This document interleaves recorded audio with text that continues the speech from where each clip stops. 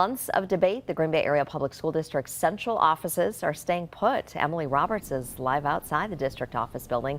Emily, why did most board members vote to keep the building open? Tammy, cost. A project proposal says moving the headquarters, currently right here behind me, would cost between $20 and $26 million. The board voting 6-1 to remove considering moving the building from its facilities master plan. As we first reported, the district faces a budget deficit and declining enrollment the school board is working to tackle. Board member Andrew Becker voting not to remove office relocation from the table and bringing up a survey where nearly 80% of people supported closing the office. The board president saying people taking the survey didn't have access to in-depth information.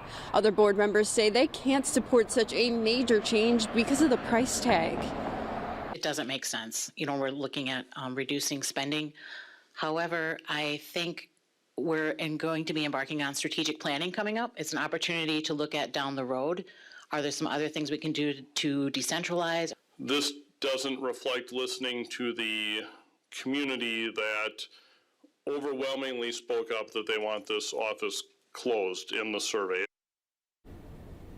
Coming up in the next half hour, the 2024-2025 school year could start a little earlier than usual for Green Bay students. Live in Green Bay, Emily Roberts, Action 2 News.